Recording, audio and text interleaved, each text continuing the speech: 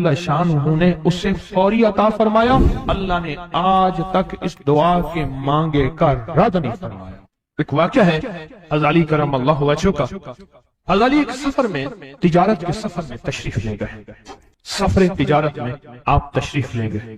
جب وہاں آپ تشریف لے گئے تو دیکھا ایک شخص ہے جھونپڑی, اس میں سے کرہانے کی آواز آ رہی ہے. آپ اندر تشریف لے گئے تو صاحب خانہ نے اندر سے آواز دی, جو بھی صاحب آ رہے ہیں اجازت سے آئیں. سمجھ گئے اندر مستورات ہیں. وہ صاحب باہر تشریف لے آئے تو پوچھا کیا ہوا, کرہانے کی آواز کیا ہے؟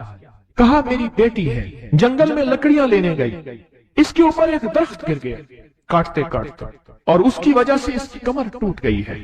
اب یہ بستر میں پڑی ہے, اب یہ بیچاری تکلیفوں اور دکھوں میں.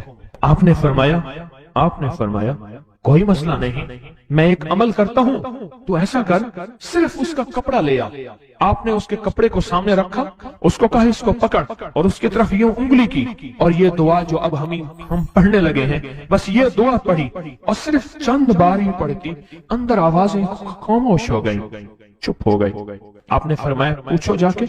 آپ وہ بندہ اندر گیا تو واپس آیا, کہا بیٹی کو نیند آ گئی ہے, آج کئی ہفتے ہو گئے ہیں سو نہیں سکی, در سے کرہا رہی تھی, اس کو نیند آ گئی ہے. آپ فرمانے لگے میں سفر میں جا رہا ہوں, جب واپس آؤں گا نا پھر پوچھوں گا, اگر کوئی تکلیف ہوئی تو پھر دم کروں گا, پھر دعا کروں گا, اور انشاءاللہ ٹھیک ہو جائے گی. آپ چلے گئے, آگے تشریف لے گئے تو آپ کے ہم سفر تھے, ان کی سواریاں تھیں. ان میں سے ایک گھوڑا تھا جس گھوڑے کو ٹھوکر لگی, چوٹ لگی, اس کے اگلے پاؤں کی ہڈی گھٹنا باہر نکل گیا. وہ ایک طرف ہو کے بیٹھ گیا, اس کا گھوڑا چل نہیں سکتا تھا.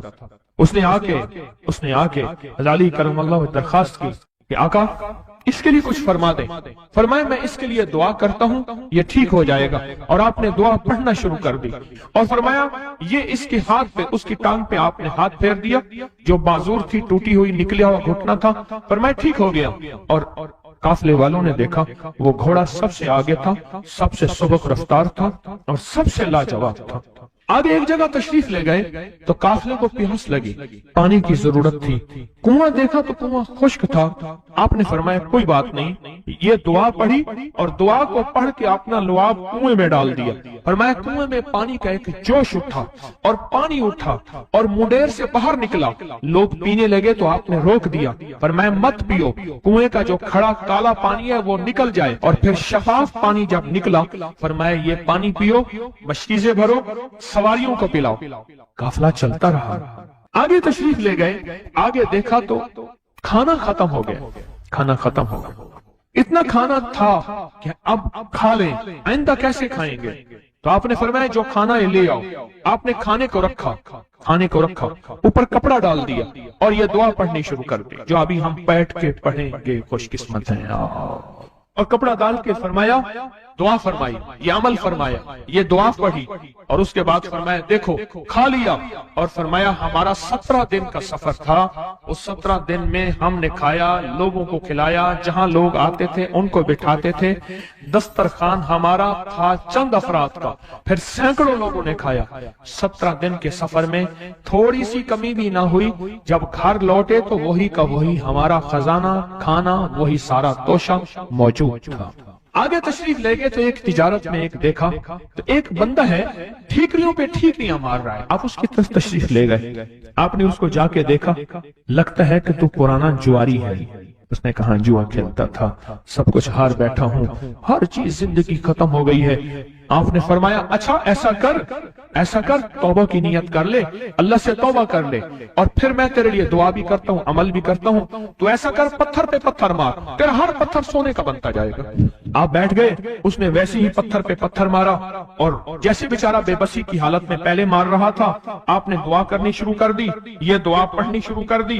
اور دعا پڑھتے پڑھتے دیکھا تو لوگوں نے پتھروں کی شکلیں بدلنا شروع ہو گئی, اور جو پتھر بھی اس کے ہاتھ میں آیا تھا وہ سارے پتھر سونے کے بن گئے. آپ نے سارا سونا اس کو دیا, چل پڑے. سفر میں آگے جاتے جاتے دیکھا کہ ایک شخص ہے, اس کے ساتھ ایک بچہ ہے, ایک بوڑھی عورت ہے, ایک بوڑھا گدھا ہے, اور وہ سارے پیدل چل رہے ہیں, گدھے کو سواری کو ساتھ لیے ہوئے. تو آپ نے پوچھا کیا ہوا؟ उन्होंने कहा एक सांप है जो इस गधे के पे मुसल्लत है, वो सामने बैठा है, वो नीचे नहीं उतर रहा, हमने मारने की कोशिश की है, उसकी फुंकार से असा जल जाता है। और जला हुआ असा दिखाया, डंडा जला हुआ दिखाया कि फुंकार से डंडा जल जाता है, वो मुसल्लत है गधे पे, हम पैदल चल रहे हैं, मंजिल पे है, सांप मुसल्लत है, इसका कोई हल नहीं। आपने फरमाया इस गधे को इस झाड़ी से, इस दरख्त से बांध दो, और बांध के आप किबला रुख हुए और ये दुआ पढ़नी शुरू कर दी। और फरमाया फिर दूसरे रुख हुए और ये दुआ पढ़नी शुरू कर दी, और तीसरे रुख हुए और दुआ पढ़ने के बाद आपने उस सांप पे फूंक मारा, सांप चूंटी बन के छलांग लगाई और गायब हो गया। तो उन्होंने पूछा आका ये क्या था? फरमाया ये तुम्हारे ऊपर एक दुश्मन जिन मुसल्लत था जो के तुम्हारी जानों और इज्जतों का लुटेरा था।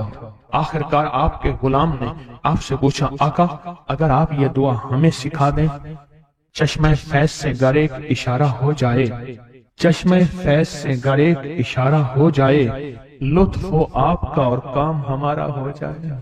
आए बिस्मिल्लाह करके इस दुआ को पहले सुनते हैं। या वहाब हबली मिन नेमत दुनिया वल आखिरह इन्नका अंतल वहाब। अल्लाह के वलियों ने अपनी किताबों में एक बात लिखी है, हमने जब भी इस दुआ को पढ़ा अल्लाह पाक जल्ल शान ने उससे फौरी अता फरमाया, वरना उसकी निस्बत अता फरमाई, और वरना चंद लम्हों में अता फरमाया, वरना चंद दिनों में।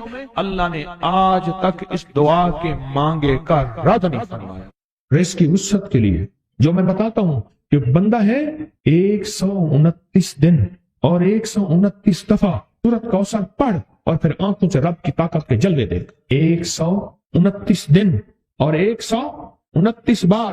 आप बताएं जो ये पढ़ते हैं 129 बार सूरत कौसर कितना वक्त लगता है? सही बताएं, अगर नहीं पढ़ते ना बताना। 10 मिनट की आवाज भी है, 7-8 मिनट की आवाज भी है, 15 मिनट की आवाज भी है। हम 15 मिनट ले लेते हैं, 15 मिनट ले लेते। क्या रोजाना के 15 मिनट हमारे लिए मुश्किल है? 129 बार सूरत कौसर, और अगर जगह और वक्त एक हो तो फिर उसकी ताकत और तासीर हैरत अंगेज तौर पे दुगनी हो जाती है। जमान और मकान, वही वक्त वही जगह। मजबूरन अगर नहीं है तो कोई हर्ज नहीं, पर यकीन, दिल की गहराइयां, अंदर का दर्द और पूरे खुशू खुजू, दिहान, कलप, तड़प और जज्बे के साथ पढ़ 129 बार। असल में ये 129 का जो अदद है ना, लफ्ज़ लतीफ का अदद है, या लतीफ हो ना, लतीफ।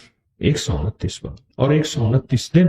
फिर कुदरत के खजाने और रब की रहमत के खजाने, उसकी अता और शफकत के खजाने, उसकी मेहरबानी के खजाने। एक और चीज बताऊं, दीदार मुस्तफा के लिए, कमली वाले के दीदार के लिए सूरत कौसर बहुत बाकमाल है। अब इसके फायदे सुनते जाएं, 129 दफा के फायदे जरा सुनते जाएं, क्योंकि मेरे आका की तसल्लियों के लिए, दिलजुइयों के लिए ये आयत, ये सूरत उतरी थी। कुरान की सबसे छोटी सूरत है। दिलजुइयों के लिए ताने दे दे के जालिमों ने मेरे आका के सीने को छल नहीं किया, और अल्लाह पाक जल्ल शानहू ने फरमाया मेरे हबीब क्यों गमज़दा है, हमने आपको कौसर दे दी।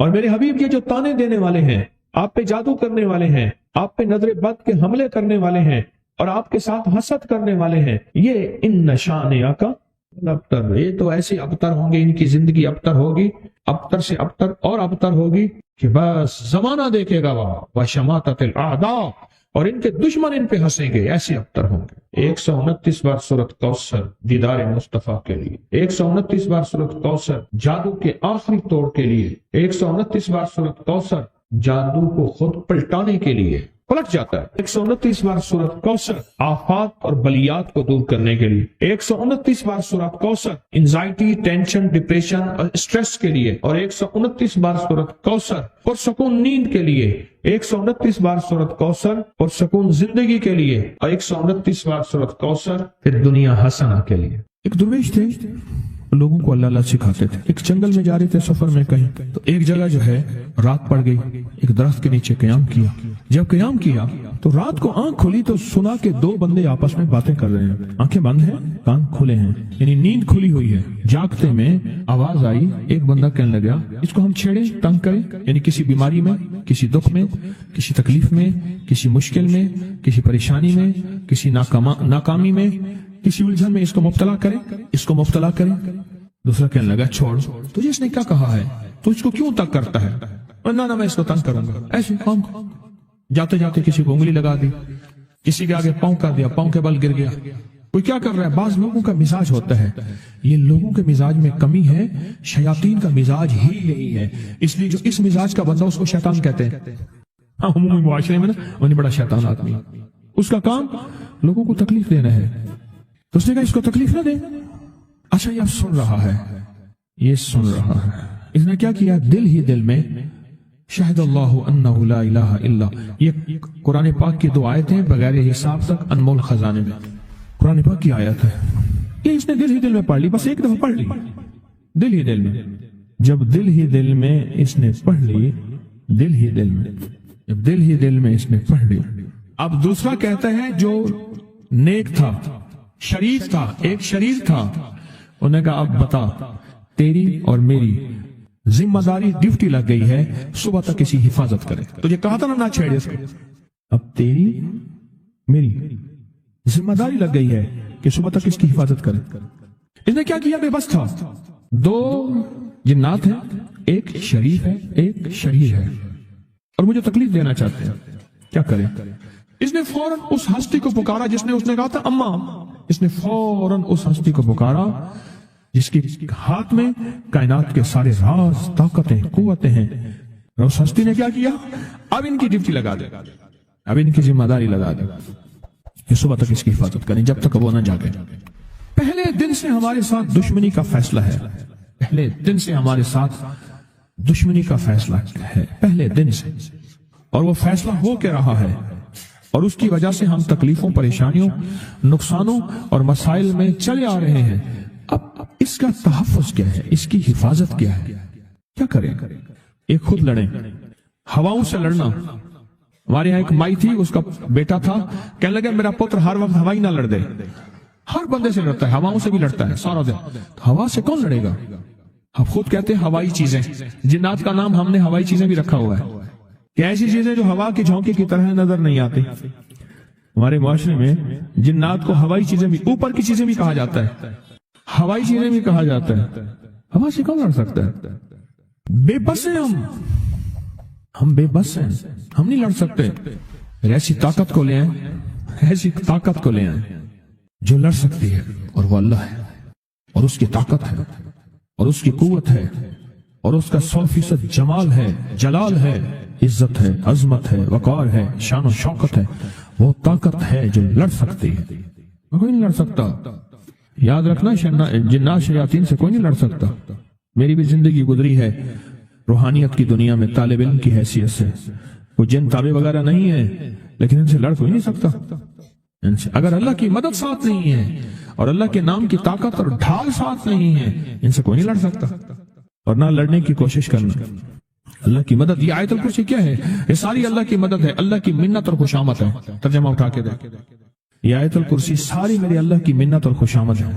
اللہ لا الہ الا هو الحی القیوم، مولا تیرے علاوہ ہے ہی کوئی نہیں، لا الہ الا الحی، تو ہمیشہ زندہ ہے، موت نہیں، القیوم، سب مٹ جائیں گے تو قائم ہے، لا تاخذہ سنہ، اے مولا تو وہ ہستی ہے جسے نہ نیند آئے نہ اونگ آئے، ولا نوم، لہو ما فی السماوات و ما فی الارض، ساری کائنات، ساری زمینیں، سارے آسمان مولا تیرے ہی ہیں، حکومت تیرے پاس ہے۔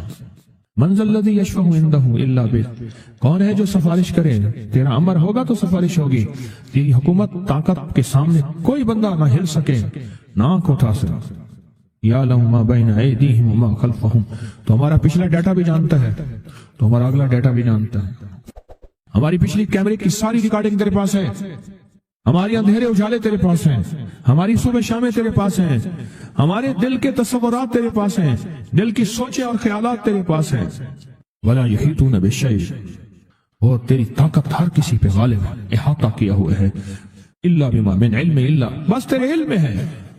وسع کرسی، تیری کرسی بڑی وسیع ہے، تیرا اقتدار بڑا وسیع ہے، تیری حکومت بڑی وسیع ہے، تیرے پاس کئی سکندر آئے اور گئے، کئی سکندر آئے اور گئے۔ میں خوارزم میں گیا، وہاں بخارا سے آگے، بہت آگے، وہاں کا سفر تھا جہاز کا، بہت آگے، وہاں کئی میلوں میل، وہاں ایک شہر تھا، اس کا نام تھا نوراتا۔ شیخ ابوالحسن نوری رحمت اللہ علیہ، ہماری بڑوں کی کتابوں میں ان کے تذکرے آتے ہیں، उनका वहां मजार था और लोग उनके यहाँ आके 9 रातें गुजारते थे और वो अल्लाह अल्लाह सिखाते थे। ये बड़ों के होते थे। जैसे साल के बाद, ये भी आज राज बता दूं, साल के बाद बुजुर्ग हर कोने, हर करिए, हर गोशे में निकल जाते थे, लोगों को अल्लाह अल्लाह सिखाते थे। एक जगह मखसूस होती थी, मुर्शिद का आस्ताना, साल के बाद वहीं जमा होते थे और एक दूसरे से मिलते थे, मेल जोल होता था। इस मेल जोल का नाम है मेला। मिलना, मेल जोल। अब वो मेला बनते बनते कहानी निकल गई। मेले का नाम आते ही फौरन सर्कस आती है। हालांकि मेला क्या था, मिलते थे, फलां इलाके के हालात क्या हैं, फलां गांव के, फलां करिए के, फलां शहर के क्या हालात हैं, वहां लोगों की दीनी हालत, ईमानी हालत क्या है, वहां क्या बातिल कुफ्र है, वहां क्या निजाम है, क्या एक दूसरे से मिलते हालात बताते थे। फिर चंद दिन साथ रहते थे, एक दूसरे से हालात लेके फिर लोगों को अल्लाह अल्लाह सिखाने निकल जाते थे। फिर साल के बाद इकट्ठे होते थे। इसका नाम था मेला। इसका नाम था मेला। और उसका नाम क्या था, पहले क्या बताया मैंने, नवरात्र। नवरात्रे किसी दुर्वेश के पास आते थे, अल्लाह का नाम भी सिखाते थे, दम भी करते थे, दुआ भी करते थे, उसको अल्लाह अल्लाह भी कराते थे। भला चंगा, सेहतमंद, तंदुरुस्त, मसाइल को हल पाके चला जाता था। ये था नवरात्र। शेख अब्दुल हसन नूरी रहमतुल्लाह अलैह, 9 रातों में लोग आते थे। मैं कहना ये चाह रहा था, उनके मजार के ऊपर एक बहुत बड़ा किला था, अंग्रेज उसके ऊपर सारे चढ़ रहे थे, ऊंचा किला था। मैंने अगला सफर करना था, मैं किले पे ना गया। मैंने कहा किसका है, उसने कहा सिकंदर आजम का किला है। आज से कई हजार साल पहले उसने ये किले बनाए थे, ये उसकी कुर्सियां थी। एक मेरे रब की कुर्सी है, वसिया कुर्सी, वसिया कुर्सी। सिकंदर के किले हैं। सिकंदर कहां कहां आया, नगोरे सिकंदर न रही कब्रे दारा, नगोरे सिकंदर न रही कब्रे दारा, मिटे नामियों के निशान कैसे कैसे, जमीन खा गई आसमां कैसे कैसे, न गुल है न गुंचे न बूटे न पत्ते, हुए बाग नजरे खिजा कैसे कैसे, हर एक दिल पे है दाग नाकामियों के, निशान दे गया बेनिशान कैसे कैसे। उसकी कुर्सी है। कहते मैंने आयतल कुर्सी पढ़ी है, आयतल कुर्सी पढ़ी थी, मैं देखो मेरी क्या मदद हुई, आयतल कुर्सी पढ़ी थी, देखो मेरी क्या हिफाजत हुई। बस आयतल कुर्सी पढ़नी थी, वो चीज यूं चली गई। आप अपना वाक्य सुनाते। वो आयतल कुर्सी बुनियादी तौर पे मेरे रब की सारी मिन्नत और खुशामत है।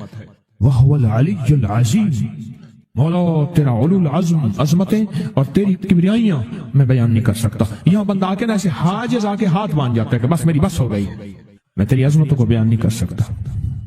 जब हम बेबस हो जाएं, फिर ऐसी ताकतवर चीज को पुकारें जिसके पास इख्तियार भी हो, अख्तियार भी हो, ताकतें कुव्वतें भी हो और जवाल ना हो, सरमदी जावेदानी हो।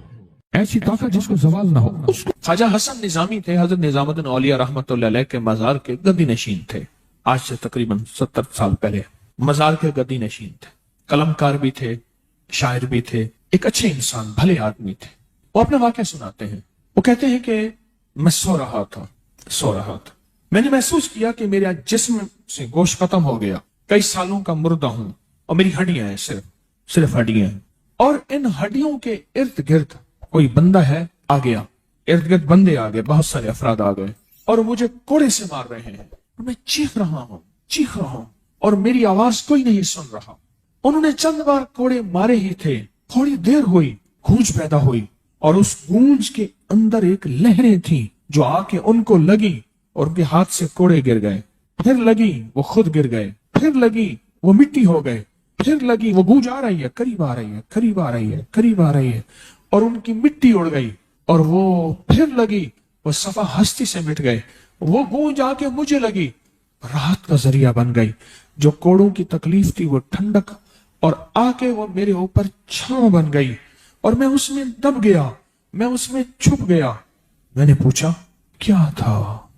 कहा तेरे हासिद थे, तेरे दुश्मन थे, जादूगर थे, जालिम थे, तकलीफ देने वाले, तुझे मिटा देने वाले, तेरे साथ इंतकाम लेने वाले, तेरी खुशियों को खत्म करने वाले, तुझे गम के जहर का प्याला पिलाने वाले, तेरी राहत को छीनने वाले, तेरी जिंदगी को तल्ख बनाने वाले, तेरी खुशियों पे खुश न होने वाले, ये सारे के सारे वो जालिम थे।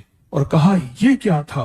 कहा किसी बेचैन की दुआ आई थी, तेरा काम कर गई। कहा वो कहां से आई थी?